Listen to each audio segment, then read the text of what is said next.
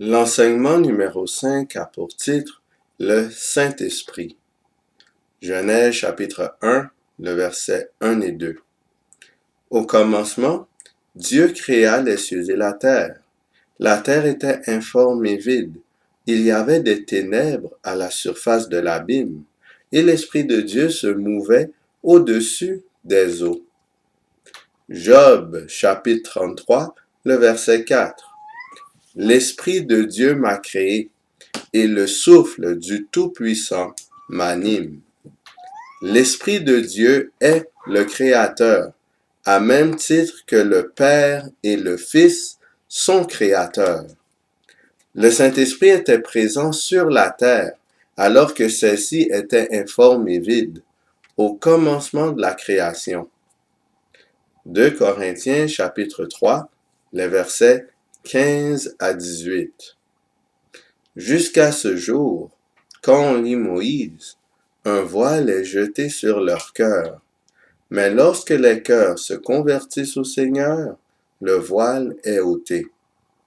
Or, le Seigneur, c'est l'Esprit, et là où est l'Esprit du Seigneur, là est la liberté.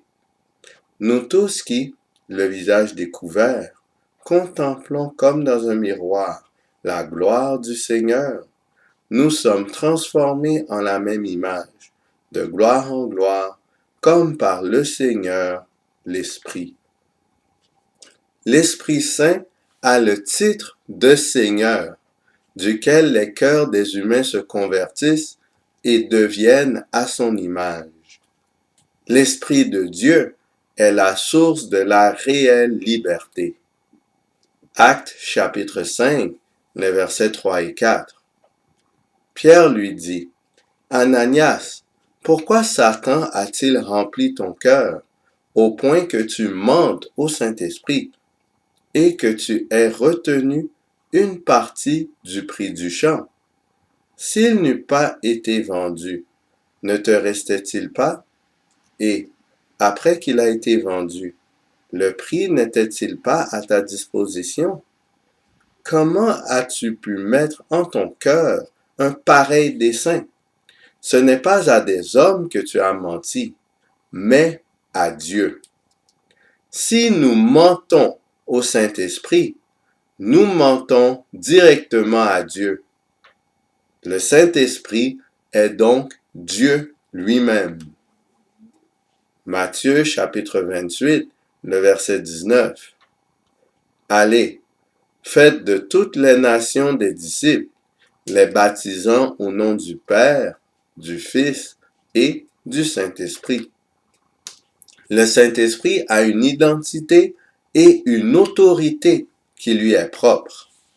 En effet, à même titre que l'on baptise au nom du Père et au nom du Fils, on baptise également au nom du Saint-Esprit.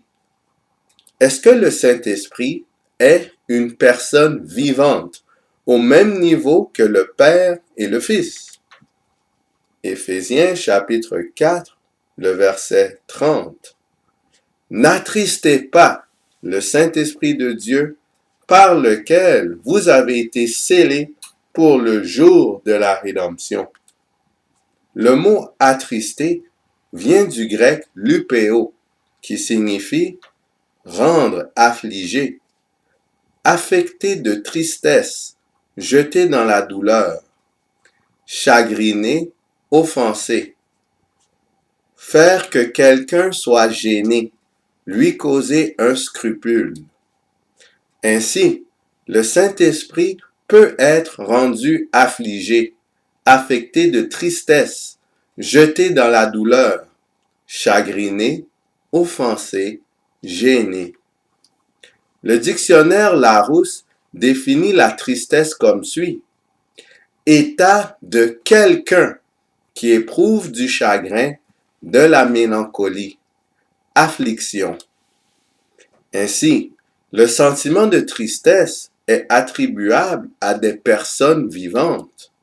Le Saint-Esprit est donc une personne vivante, de nature divine, comme le Père et le Fils. L'Esprit Saint a une personnalité, des sentiments et des émotions. Le Saint-Esprit n'est pas simplement une puissance, un outil ou de l'énergie. Précédemment, on a regardé la fonction de Dieu le Père qui donne des ordres et envoie le Fils et l'Esprit Saint. On a aussi abordé la soumission volontaire du Fils au désir du Père. Analysons maintenant la fonction du Saint-Esprit, spécialement dans le cadre du plan du salut de l'humanité. Luc chapitre 1, le verset 35. L'ange lui répondit, « Le Saint-Esprit viendra sur toi, et la puissance du Très-Haut te couvrira de son ombre. C'est pourquoi le Saint-Enfant qui naîtra de toi sera appelé Fils de Dieu. » Matthieu chapitre 1, le verset 20. Comme il y pensait, voici, un ange du Seigneur lui apparut en songe et dit, « Joseph, fils de David, ne crains pas de prendre avec toi Marie, ta femme, car l'enfant qu'elle a conçu vient du Saint-Esprit. » Jésus n'est pas le résultat d'une relation sexuelle entre un homme et une femme, de Marie et de Joseph. En ce sens, Jésus a eu une naissance similaire à celle d'Adam. Le Saint-Esprit était activement impliqué dans la conception miraculeuse de Jésus-Christ. Il était venu sur Marie et a fait en sorte qu'elle puisse avoir un enfant, tout en restant vierge. Matthieu chapitre 3, le verset 16. Dès que Jésus eut été baptisé, il sortit de l'eau. Et voici, les cieux s'ouvrirent, et il vit l'Esprit de Dieu descendre comme une colombe et venir sur lui. Actes chapitre 10, le verset 38. Vous savez comment Dieu a oint du Saint-Esprit et de force Jésus de Nazareth, qui allait de lieu en lieu, faisant du bien et guérissant tous ceux qui étaient sous l'empire du diable, car Dieu était avec lui. Le Saint-Esprit était descendu du ciel pour venir sur Jésus-Christ à l'occasion de son baptême. Étant animé du Saint-Esprit, Jésus pouvait faire de nombreux miracles et remportait de nombreuses victoires sur les forces du mal. Actes chapitre 1, le verset 8. Mais vous recevrez une puissance, le Saint-Esprit survenant sur vous, et vous serez mes témoins à Jérusalem, dans toute la Judée, dans la Samarie et jusqu'aux extrémités de la terre. Avant son ascension, Dieu avait promis aux disciples qu'ils recevraient le Saint-Esprit et qu'ainsi ils pourraient servir de témoins de Jésus-Christ. Ainsi, l'Esprit Saint pousse le croyant à témoigner pour Dieu. Jean chapitre 16, les versets 7 à 11. Cependant, je vous dis la vérité, il vous est avantageux que je m'en aille, car si je ne m'en vais pas, le Consolateur ne viendra pas vers vous. Mais si je m'en vais, je vous l'enverrai. Et quand il sera venu, il convaincra le monde en ce qui concerne le péché, la justice et le jugement. En ce qui concerne le péché, parce qu'il ne croit pas en moi.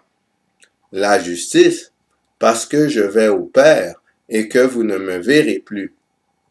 Le jugement, parce que le prince de ce monde est jugé. Le Saint-Esprit, le Consolateur, est décrit comme étant envoyé par Jésus-Christ après son ascension dans les lieux célestes. Le Saint-Esprit a comme fonction de convaincre le monde en ce qui concerne le péché, la justice et le jugement. Le Saint-Esprit motive les humains à se convertir au Seigneur. Jean chapitre 16, les versets 13 et 14.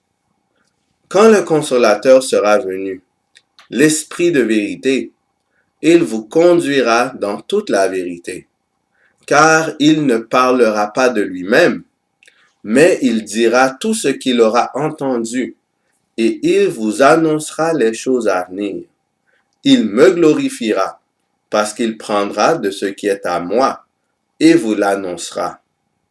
Il est à noter que le Saint-Esprit ne parle pas de lui-même. L'Esprit Saint ne vise pas à attirer les humains vers lui. L'Esprit de Dieu cherche plutôt à attirer les regards des humains vers Jésus-Christ, le Fils de Dieu. En ce sens, il rend un hommage et glorifie Jésus-Christ et agit en tant que son représentant divin sur la terre. Pour ce faire, il conduit le croyant dans toute la vérité. Il révèle aux enfants de Dieu toute l'information qu'il a reçue et entendue. Cela inclut les événements à venir, en d'autres termes, la prophétie. Le Saint-Esprit, étant Dieu, est capable de révéler ce qui arrivera dans les temps futurs. 1 Corinthiens chapitre 2, les versets 10 et 11. Dieu nous les a révélés par l'Esprit, car l'Esprit sonde tout, même les profondeurs de Dieu. Lequel des hommes, en effet, connaît les choses de l'homme, si ce n'est l'Esprit de l'homme qui est en lui? De même, personne ne connaît les choses de Dieu, si ce n'est l'Esprit de Dieu. Le Saint-Esprit connaît absolument tout sur Dieu.